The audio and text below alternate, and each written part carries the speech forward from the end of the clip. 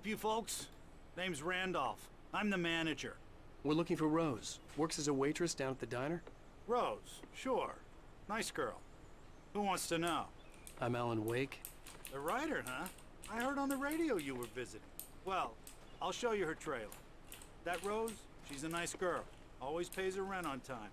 As I was saying, Al, I found all sorts of weird stuff from the local newspaper's archives.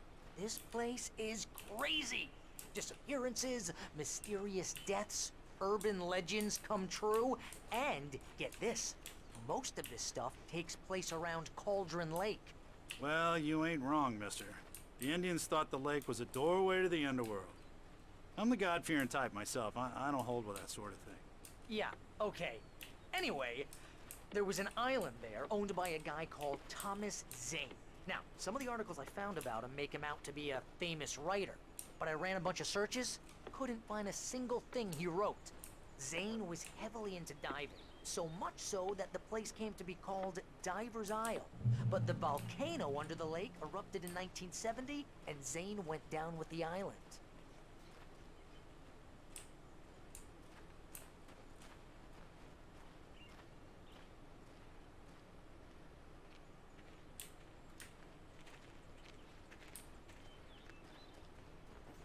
Yeah, how about that? It was there in the morning, as if it had fallen from the sky. But it would take a tornado to lift something like that. We're damn lucky it didn't crush any of the trailers.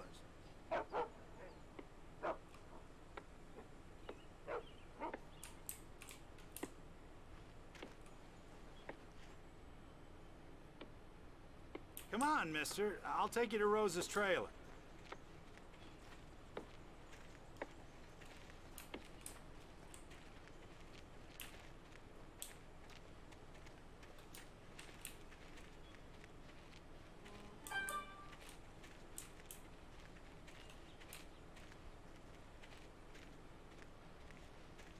It gets better.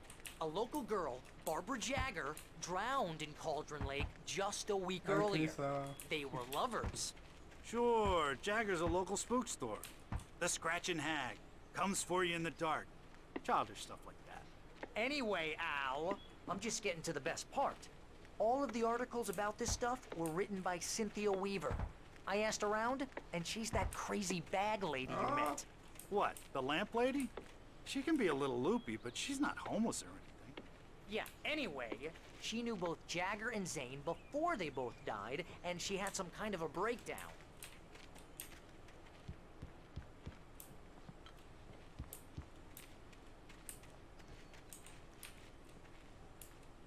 That's the one good.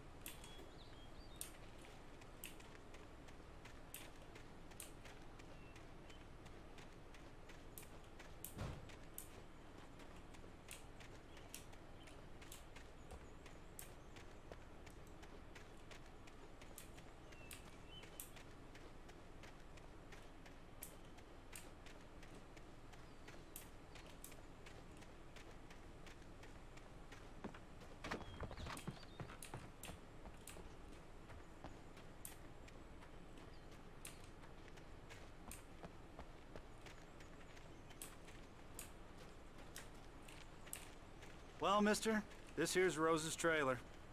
You mind me asking what you want with her? We're just here to talk to her, pal.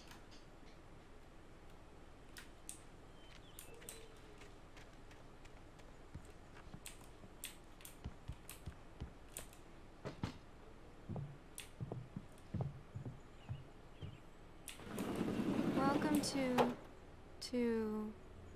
Oh dear, Mr. Wake. I'm so glad you're here. Rose, you have my manuscript? Oh. Oh yes. Yes. Please, come in. Hey, this is really good. Rose, Yes, my manuscript. I really need it. I understand.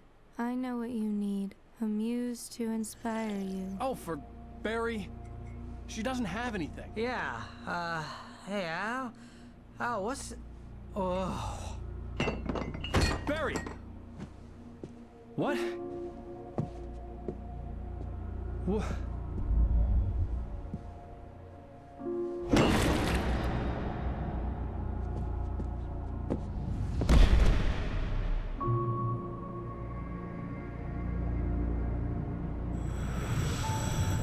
It's coming for you, hiding in my barber's skin.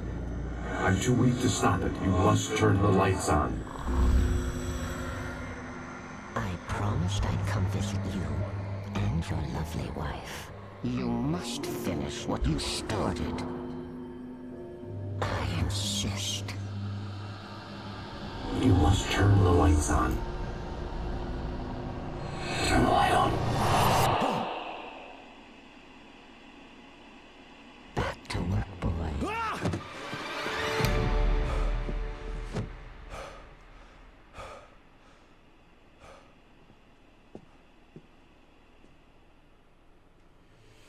I felt nauseous, hungover. Only anger kept me going. I can't tell reality from dream anymore, but it seems I have an imaginary editor to help me. She's an old woman in a funeral dress.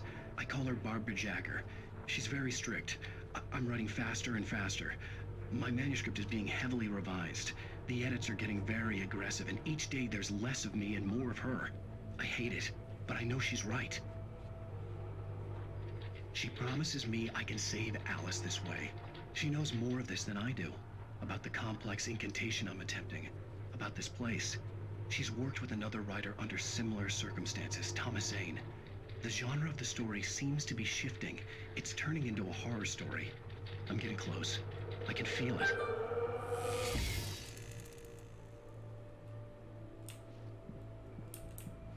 Leave the title.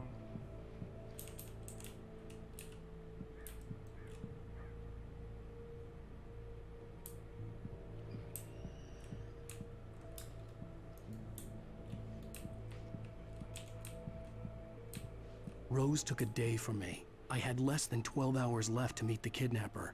All I could do was get Barry into the car, work something out once I got on the road.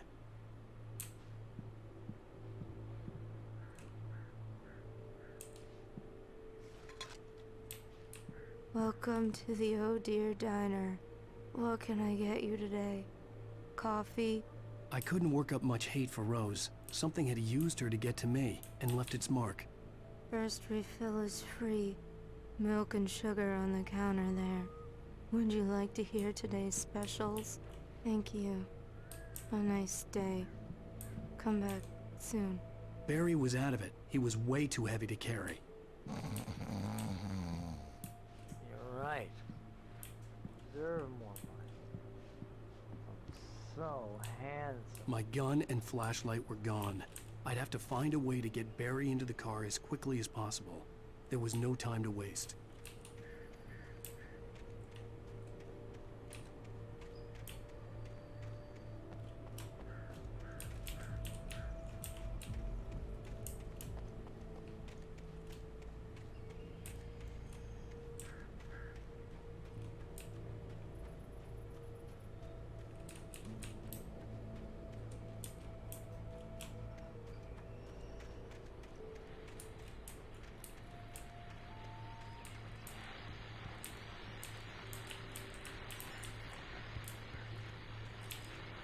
I just stepped outside to catch a breath of fresh air. Let me tell you, the weather's getting heavy.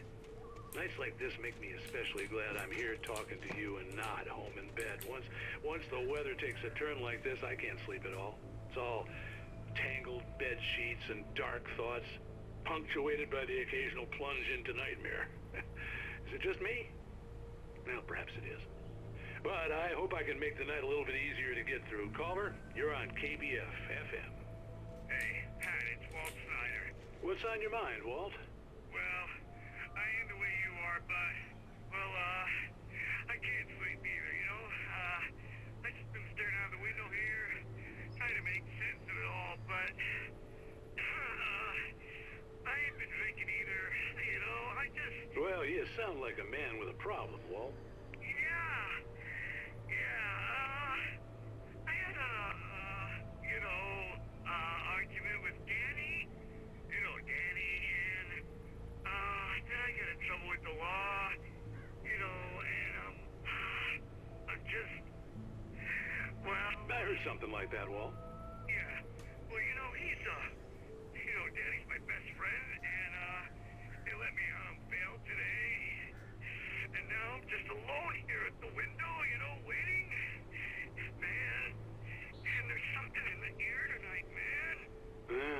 just outside looking up at the sky above our broadcast tower thinking the same thing. What are you waiting for, Walt? I don't know. You know, something's gonna happen. You know, I think I better go. Walt, maybe... No, thanks, Pat. Well, good luck to you, Walt. Hang in there. Let's take a little break, folks. This weather's really something else, huh? How can I be sure you will walk away?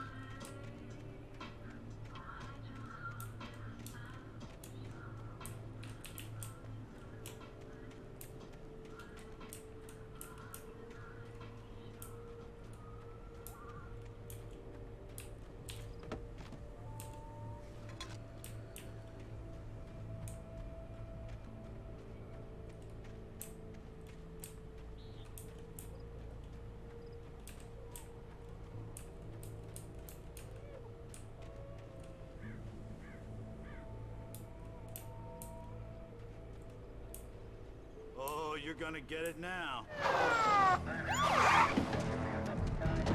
God knows what you've done to that poor girl. This is Agent Nightingale, FBI! Get him up, Hemingway! You're under arrest! You move a muscle, I'll unload right in your goddamn face! Stay right where you are, Spillane!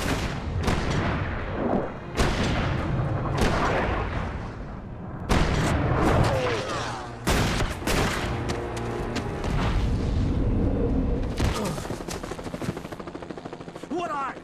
I'm standing right here, you goddamn maniac!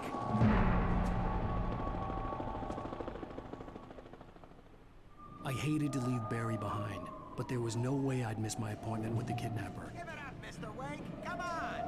Take it easy now! Get after him! Don't let him get away! Move it! Move it! Move it! I'll have you shot if you let him get away!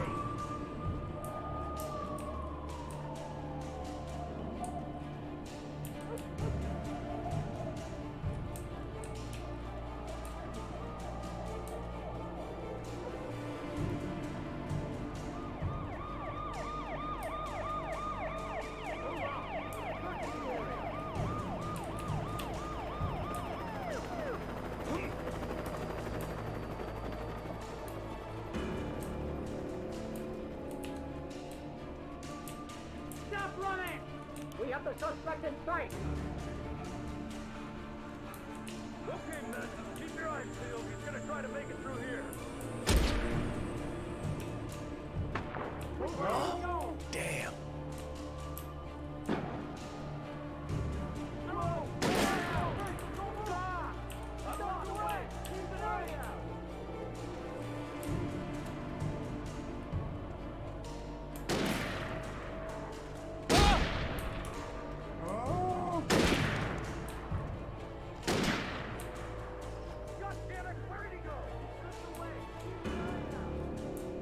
Calma, só tem.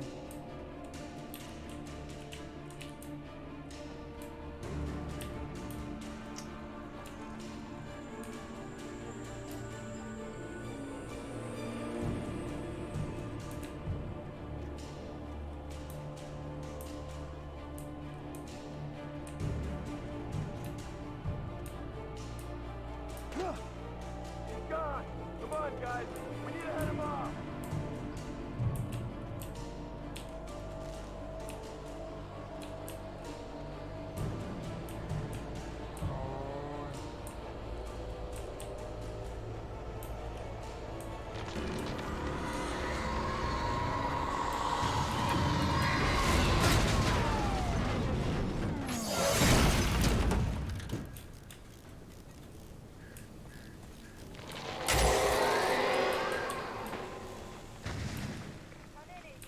Não sei quanto. Nightingale, over. What on earth is going on? My deputies tell me he fired at Wade and he didn't have a gun. You almost hit him before he was dead.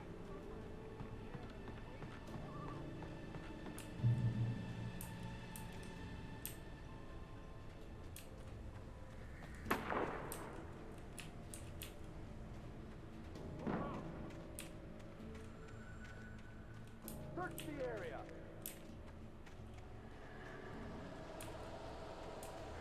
Stay sharp.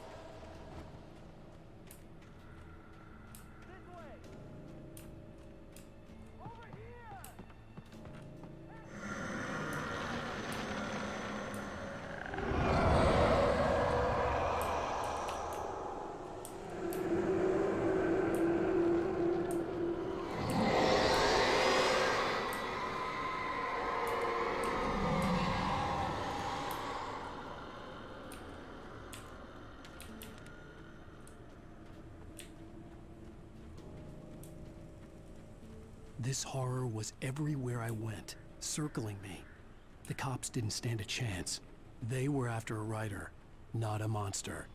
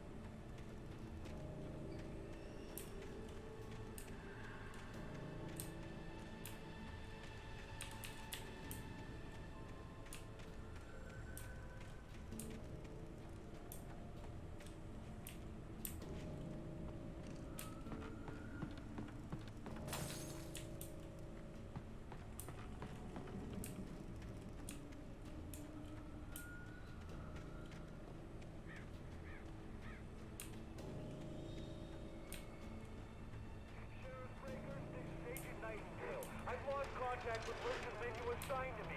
It's Wake's doing. Wait, are you seriously telling me that geek writer just took out my deputies? Are you kidding? I mean, have you seen this guy? He wears a tweed jacket. Over. He's the guy we're chasing. If it's not him, who then? Bigfoot? Over. I don't know yet, but I'm not in the habit of jumping to conclusions.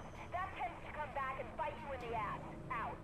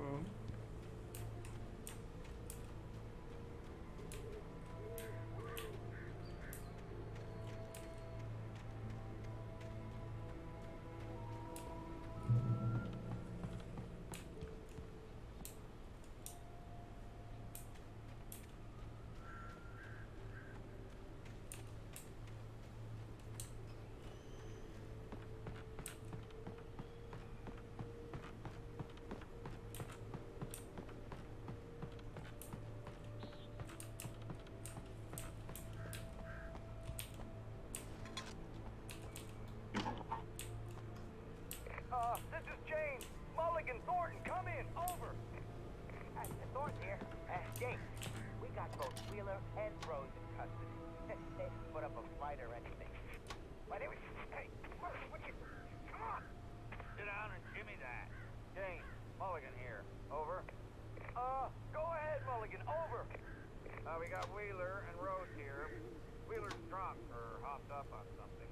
Speaking of which, that Fed had a pretty distinctive whiff of Otis Scotch about him, you know what I mean. Over. I don't have anything on that, Deputy Mulligan. Over. Well, whatever. Anyway, Rose is just being plain weird here. You better get Doc in and take a look at both. Over. Gotcha. You better get them here quickly. The Fed's gonna want to interview Wheeler, over. Oh yeah, I bet he does. Looks like they have a lot in common. Calling it out.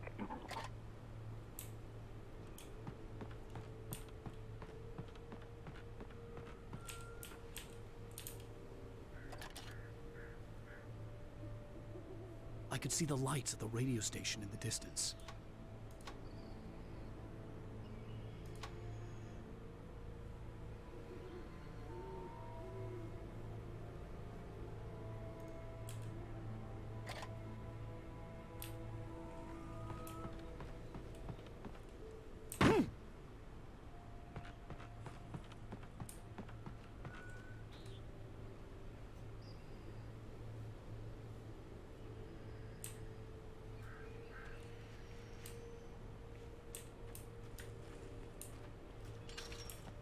I imagined that the broadcast tower in the distance was part of the local radio station. Maine seemed like a decent guy. Perhaps he could give me directions to the coal mine.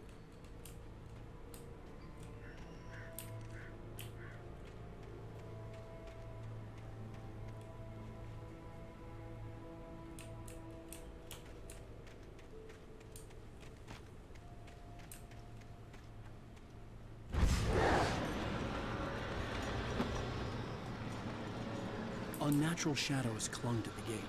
The darkness that was after me was trying to stop me. I wouldn't get through it.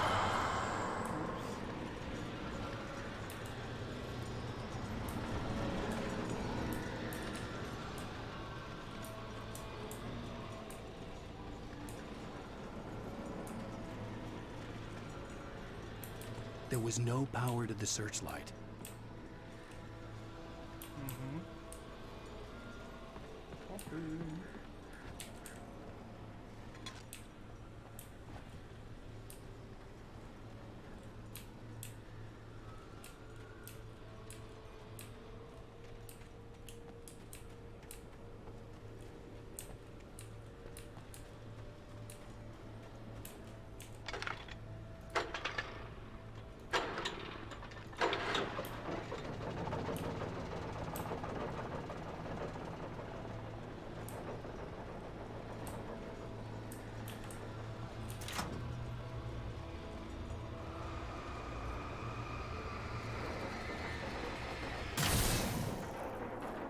The old generator conked out.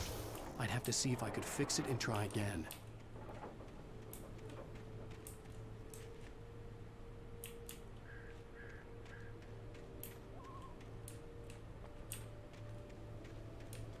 Oh.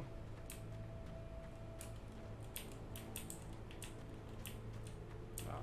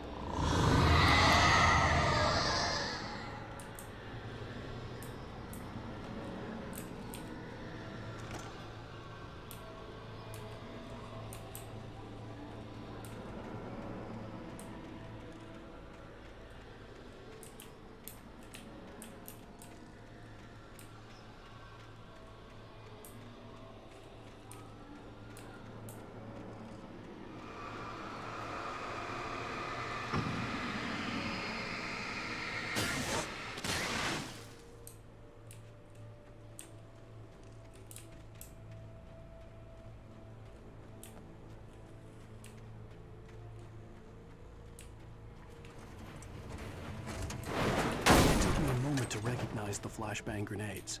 They were an ideal weapon for my situation. Team 1, come in. Over.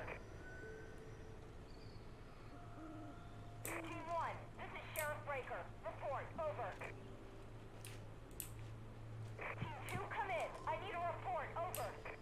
Come on, guys. Talk to me. Come in, please. Over. Ya, oscuramente.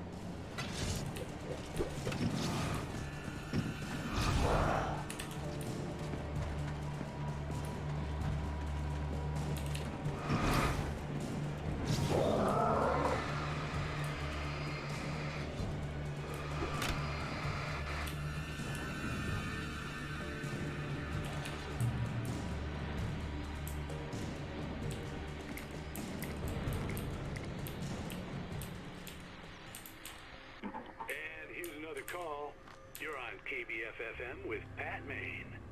It's Milt Peabody, Pat. What's on your mind, Milt? Well, I live near the trailer park, Pat, and there's a big ruckus going on over there. Well, that's just up the road from me, too. What's going on, do you know? I don't know, but there's a bunch of police cars there, lots of sirens, a helicopter buzzing around, and I think I heard some gunshots. Gunshots? Gunshot? Yes, sir, like from a pistol. So can you find out what's going on? Because it's just next door and they're popping off guns there. They're still shooting? No, it was maybe 10, 15 minutes ago. It sounds serious, Pat. I'm telling you, it don't sound like no party. Well, I'm certainly going to give the station a call, Milt. Okay. You'll hear it here as soon as I hear from them. Okay, thanks. Thanks. So.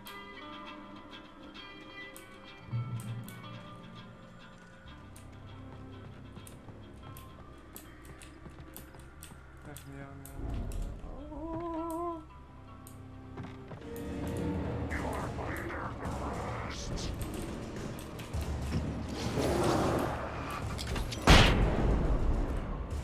Opa. Okej. Szalotno.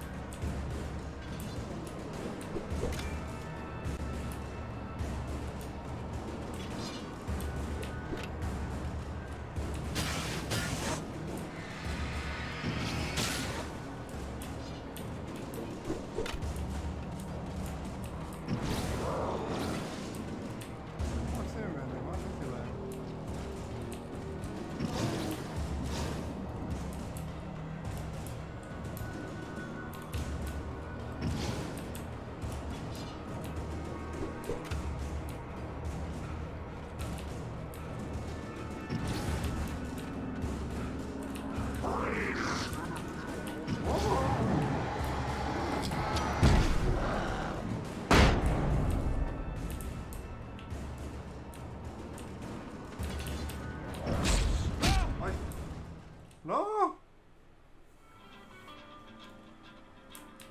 Jak prawie co dotknął.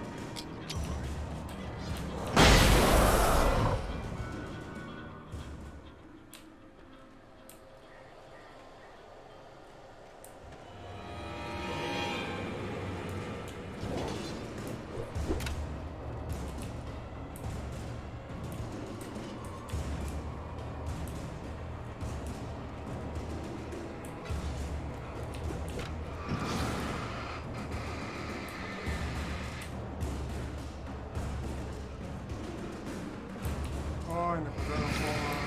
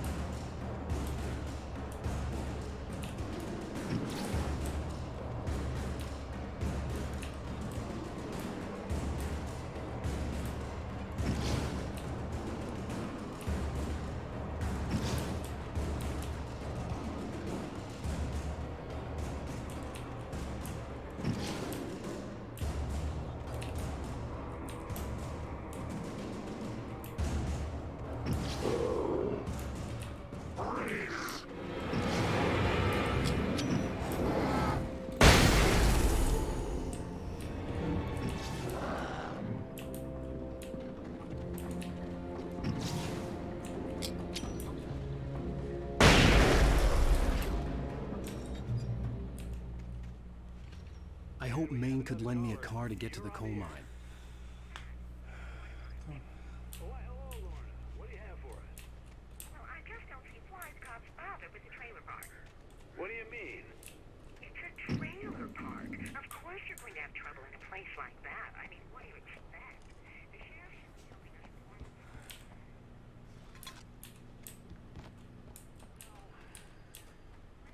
Sort themselves out.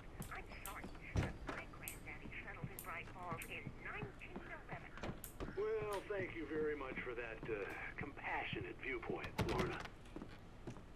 Oh, here's a little surprise. The famous writer Alan Wake just walked in. Folks, I'm going to see if I can talk him into an interview. Come on in, Mr. Wake. Oh, I'm so glad you could find the time to do this, Mr. Wake. Nowhere to run now, Dan Brown. You back away from me. Don't hurt. Whoa. Everyone calm down. Put the gun down. We're all friends here, right? Cool your jets, Nightingale. We got him. What the hell's the matter with you? There's a civilian in there.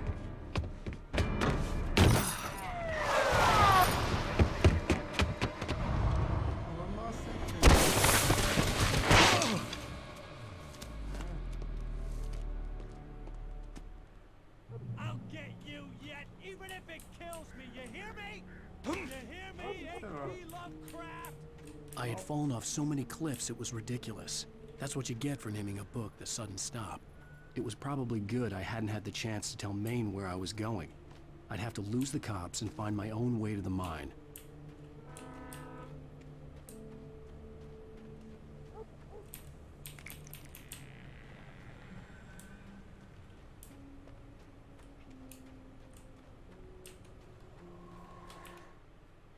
Mr. Randolph liked Rose. That little smile she had. How she was still sweet when life had tried so hard to make her bitter. It wasn't any of his business what she did in her trailer. But those strangers, the writer and his smart-ass sidekick, looked like trouble. And they'd been in there for hours, way past her normal bedtime. He reached for the phone and called the sheriff's station.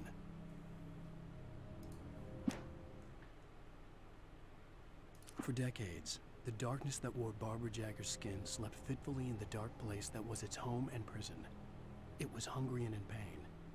It dreamed of its nights of glory when the poet's writing had called it from the depths and given it a brief, terrible taste of power and freedom. The rock stars had stirred it from the deep sleep the poet had sunk it back to in the end. When it sensed the writer on the ferry, it opened its eyes. Nightingale stared through the broken studio window into the dark woods. He turned around, started to walk out, but Maine grabbed his arm. "Young man, you almost shot me. You don't shoot off rounds at people like that. What's the matter with you?" Nightingale shook his arm free, marched out. His cheeks burned with rage and humiliation. Rose didn't know how the strange old lady got in her trailer, and she looked wrong somehow. The woman showed her teeth in an approximation of a smile and traced a finger down Rose's cheek. "Pretty girl," she said. Rose felt as if she was falling asleep, but her knees didn't buckle. The crone spoke in a whisper, her words ice cold and dark in Rose's ear. Touched by the dark presence, Rose was lost in a dreamland where everything was drawn in black and gray crayons. The old lady had promised her that all her wishes would come true. She would be Alan Wake's muse. She was smiling so hard it hurt her face. She crushed a bottle full of sleeping pills into the coffee. Deep down inside, she was screaming in terror.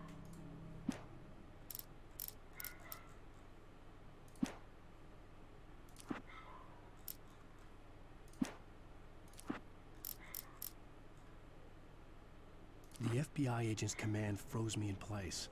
I considered surrender. It was all falling apart anyway. I could give in, let someone else deal with it, but it felt all wrong. Call it instinct, his posture, the way he held the gun. He was no friend.